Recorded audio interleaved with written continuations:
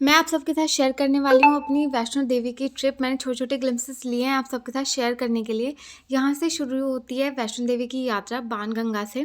फिस्किंग point है, वहाँ से एंट्री होती है।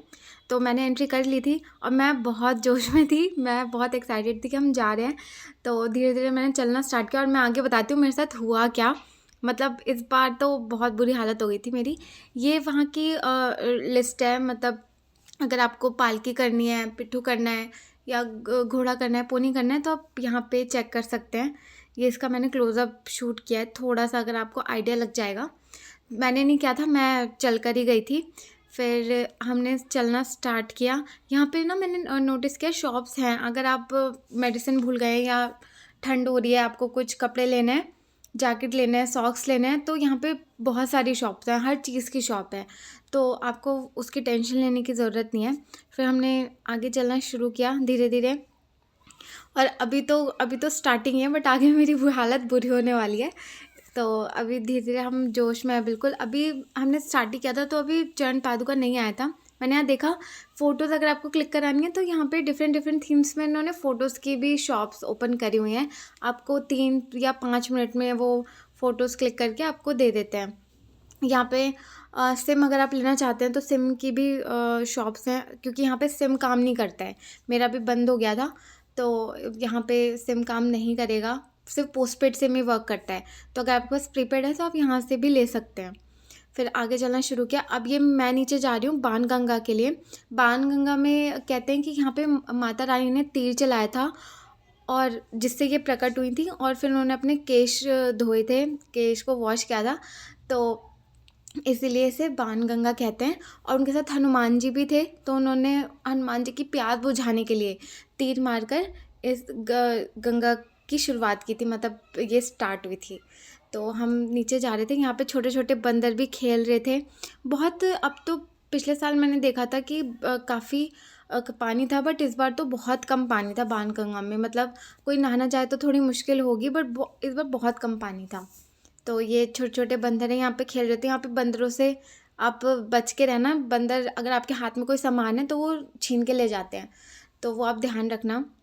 फिर उसके बाद हम यहाँ पे भी शॉप्स हैं, अगर आपको ये क्लॉक रूम वगैरह भी, अगर आपको नहाना है, आपको स्नान करके शुरुआत करनी है, तो आप यहाँ से भी कर सकते हैं। फिर हम चलकर आगे पहुँच गए थे चरण पादुका मंदिर। चरण आगे है, अभी रास्ते में यहाँ पर ये मेरी हालत हो रही थी ख़राब, मतलब स्टार्टिंग में ही पता नहीं इस बार क्या हो गया था, मेरी तबीयत बिल्कुल भी ठीक नहीं लग रही थी। फिर भी मैंने थोड़ी हिम्मत करके मैंने सोचा अब चलना तो है ही, तो धीरे-धीरे मतलब मेरी शक्ल के 12 तो बज ही चुके थे। तो अब हम धीरे-धीरे आगे करके पहुँचेंगे चरण पादुका मंदिर में। चरण पादुका मंदिर में लोग कहते हैं कि हमने वहाँ पे पता किया, तो वहाँ पे बोलते हैं कि माता रानी ने भैरव बाबा को पीछे मुड़कर देखा था, फिर वो वहाँ से लुप्त हो गई थी और फिर उन्होंने गर्भजून की गुफ़ा में 9 मंथ स्पेंड किए थे, 9 मंथ वो वहाँ रही थी।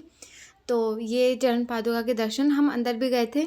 मैंने जल्दी-जल्दी थोड़ा-सा, मेरी तबीयत ख़राब हो गई थी, पर मैंने थोड़ा-थोड़ा दिखाने के लिए क्लिप लेने की कोशिश की थी। अच्छे से नहीं लिया है नो, बट फिर भी एक आइडिया लग जाएगा।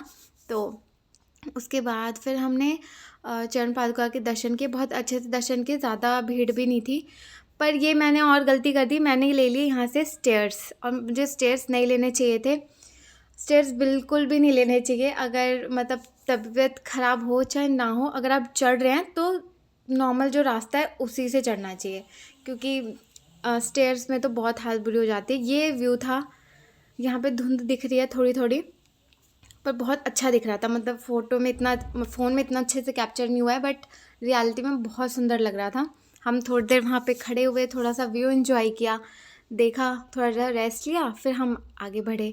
यहाँ अब मुझे 2 डंडों की 2 स्टिक की ज़रूरत पड़ चुकी है, क्योंकि मैं बिल्कुल भी नहीं चल पा रही थी। यहाँ हम अर्धकुंवारी पहुँच चुके हैं। मैंने यहाँ पे अर्धकुंवारी में तो बहुत सारी शॉप्स हैं, खाने के लिए ढाबे भी हैं, कॉस्मेटिक शॉप्स, अगर आपको ठीक नहीं लग रहा है, अनईज़ी फ़ील हो रहा है, तो डिस्पेंसरी भी है। फिर वहाँ पे हमने गर्भजून की पर्ची ली, वहाँ पर्ची लेनी पड़ती है और वहाँ बैचेज़ में दर्शन होते हैं। 50-50 का एक बैच होता है, तो हमारा 585 था और अभी यहाँ पे 500 चल रहा था, तो हमने सोचा था हम वापस आते वक्त दर्शन करेंगे।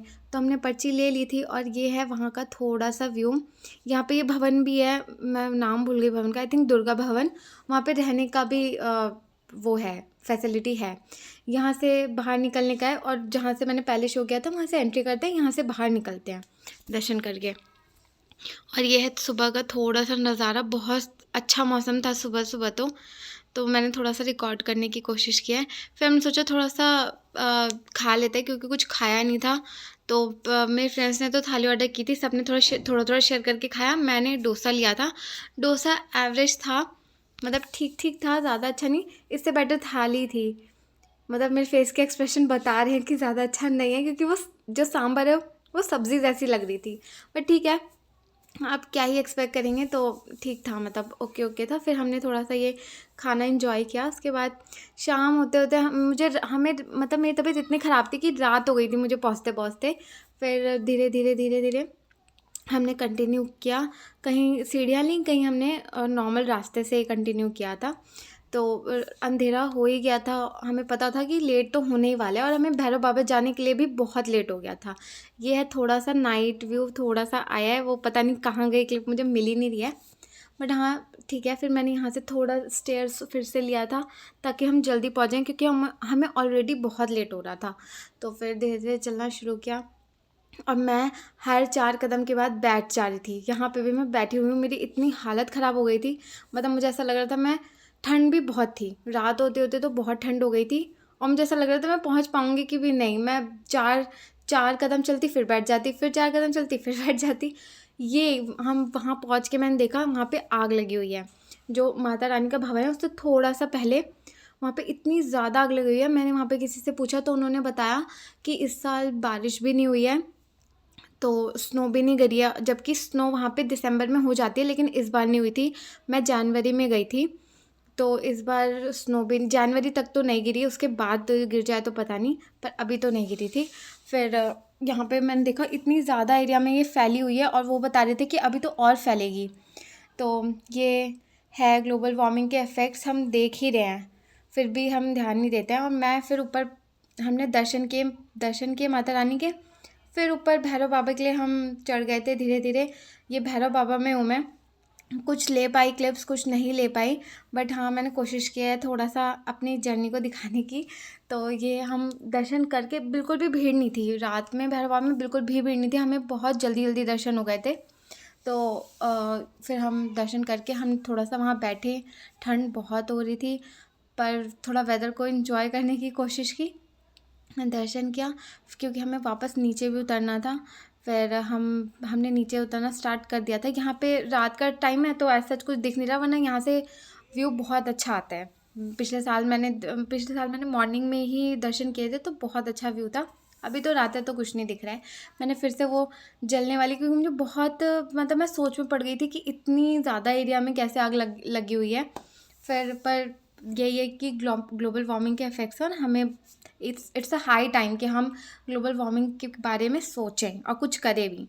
तो मैं बताती हूँ वहाँ मेरे साथ हुआ क्या, मतलब ये आप भी ध्यान रखें कि ऐसा कोई फ्रॉड आपके साथ ना करे। हम नीचे आ गए, हमारी ट्रेन थी, तो स्टेशन के बाहर ना कुछ फ्रूट्स वाले बैठे रहते हैं, तो वहाँ से आप फ्रूट्स ले सकते हैं। तो हमें 10 to 12 kgs एप्पल्स लेने थे। तो हम वहाँ पे गए, हमने उनसे रेट वेट पूछा, उन्होंने हमें पैक करके दे दिया। हमने उनके वेइंग मशीन में चेक किया कि कितना है, तो वो 10 kgs पूरा था, 10 से ऊपर था। तो हम आ गए। उसके बाद हम एक ड्राई फ्रूट्स की शॉप में गए, हमने वहाँ से कुछ ड्राई फ्रूट्स लिए। तो वहाँ पे जो अंकल थे उन्होंने हमें बोला कि आप इसे चेक करो, ये ज़रूर कम होगा, 10 kgs ये नहीं होगा। तो हमने उनकी वेइंग मशीन में जब चेक किया तो सच में सिर्फ 8 किलो ही निकला। मतलब हमने फिर 2-3 और शॉप्स पे चेक किया श्योर होने के लिए, तो वो सभी के उसमें 8 kgs ही आ रहा था, जबकि हमने 10 का प्राइस पे किया। आप भी ध्यान रखना, अगर आप ले भी रहे हैं तो अपने सामने ही पैकिंग करवाएं, उसके अपने सामने उसका वेट करवाएं और फिर ही लें। अगर कोई ट्रस्टेड शॉप है आपके लिए तो आप वहीं से लो, क्योंकि ये लोग तो ऐसे फ्रॉड कर देते हैं। अगर हमें ड्राई फ्रूट्स वाले अंकल नहीं बताते तो हमें पता भी नहीं लगता। फिर हम उनके पास दोबारा गए थे, फिर वो मान भी नहीं रहे थे अपनी गलती कि उन्होंने हमें कम दिया है, कम सामान दिया है और प्राइस हमसे ज़्यादा लिए हैं। तो फिर जब काफ़ी बहस हुई तब उन्होंने हमें 2 kgs और पैक करके दिए काफ़ी बोलने के बाद। तो वहाँ पे ऐसा लोग करते हैं, ये उनकी टेक्निक्स होती हैं, टैक्टिक्स होती हैं गड़बड़ करने की, तो आप इस चीज़ का ध्यान रखें। ये थी मेरी पूरी ट्रिप, कहीं कहीं गड़बड़ भी हुई बट माता रानी ने पूरा साथ दिया। तो हम कोशिश करेंगे हम फिर से माता रानी के दर्शन करने आएँ। अगर आपको मेरी वीडियो पसंद आई तो do like and subscribe my channel and thank you.